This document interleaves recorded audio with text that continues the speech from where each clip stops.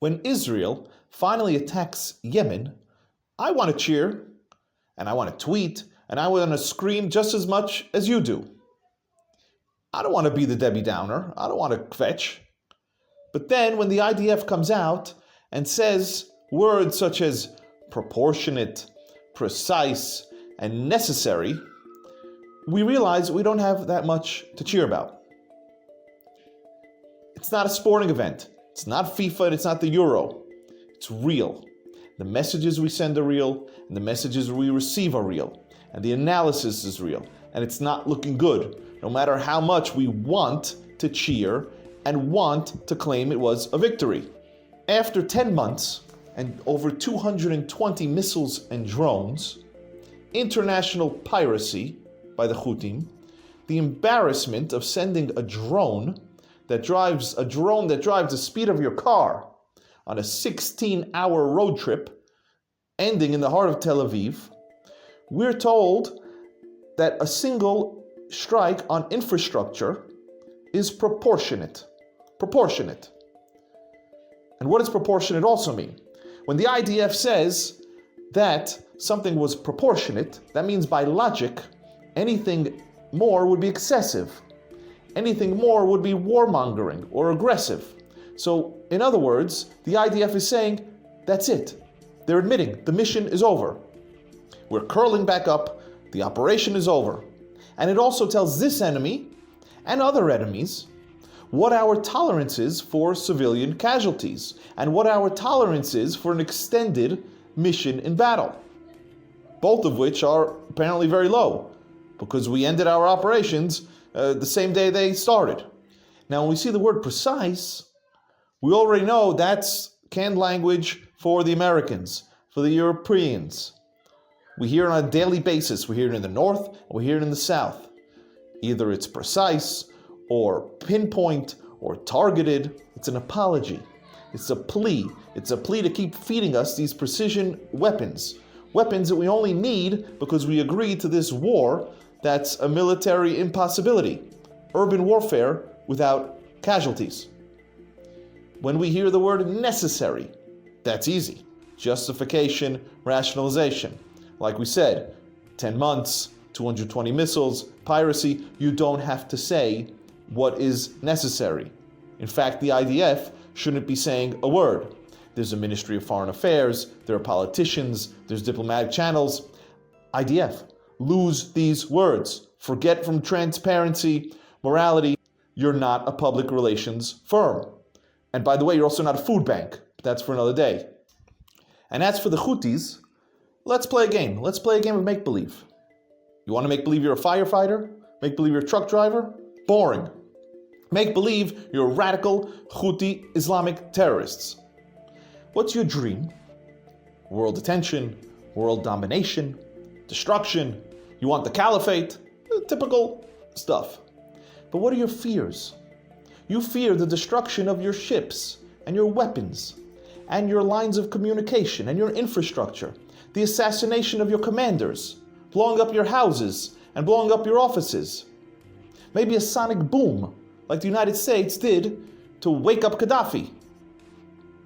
That's what you fear. And what might you not care about? Let's say a missile attack on fuel storage tanks. In fact, you may even like it. Why? Because it tells you that after 10 months of all these attacks and piracy and the attack in Tel Aviv, Israel is afraid to even touch any of those things we just listed on your list of fears. And then you turn on the TV and the IDF spokesman comes out and says we're finished, by way of saying it was proportionate, as we discussed earlier. Meaning, an attack on fuel storage infrastructure is proportionate and it's over.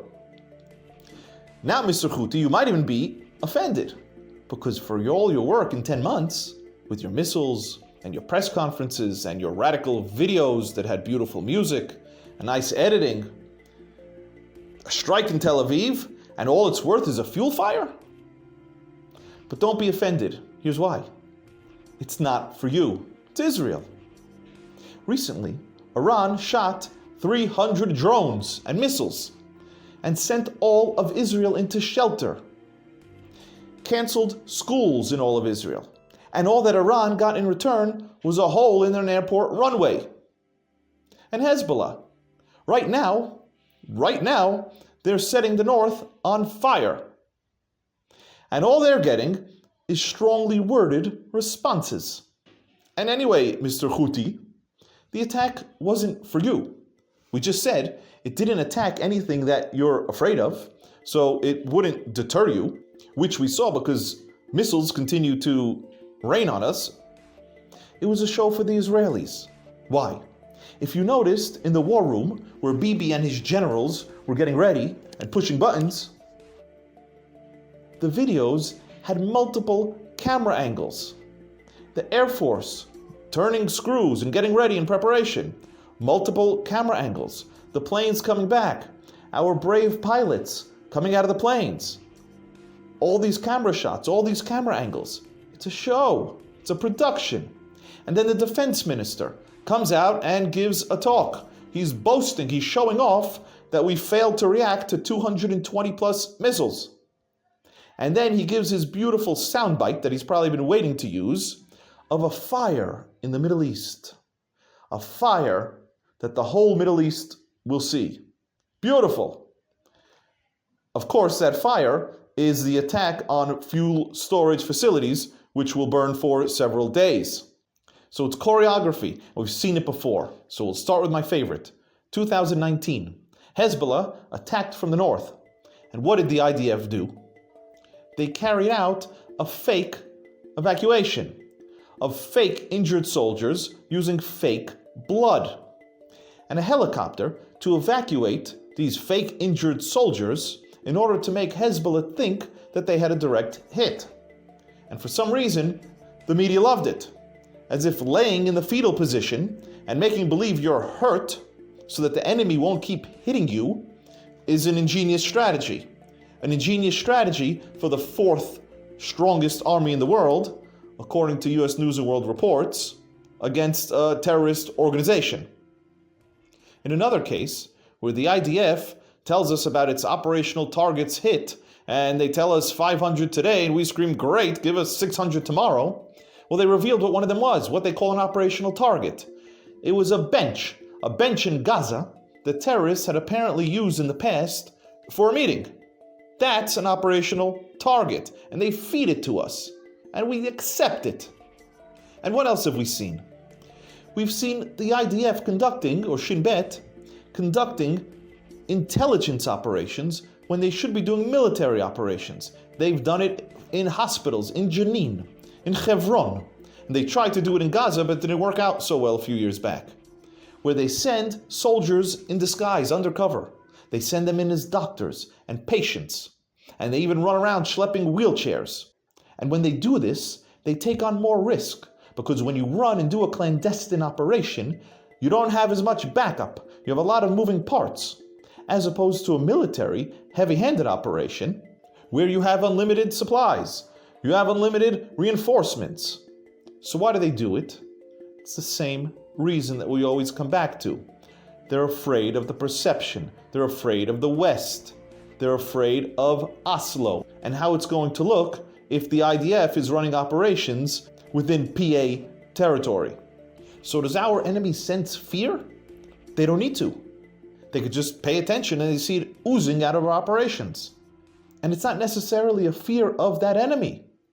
We have no doubt about our capabilities and our soldiers and our weapons to destroy these bands of terrorists. What we're calling now a multi-front war, and it reminds us of wars in the past, but it's a misnomer, it's not. Hamas and Hezbollah and the Houthim and whatever other groups we have, the smaller groups in Iraq and Syria and others in Gaza, they combine for 0 airplanes and 0 tanks. So we know we could remove these enemies. Why don't we? Because we're afraid of the United States, and we're afraid of the West, and we're afraid of the civilian toll that it would take to remove these enemies, and afraid that that would leave Israel in international isolation. So that is the real war. That is why we use chalk to make our red lines. That is why we ignore missiles and rockets and bullets and stones. And we ignore sanctions and we ignore embargoes. And that is why the day after this fantastic, as Twitter calls it, this fiery, glorious response, we still have rockets towards Eilat and towards Sfat. So Mr. Israeli, if the Houthis weren't fooled, and Hezbollah isn't fooled, why are you fooled?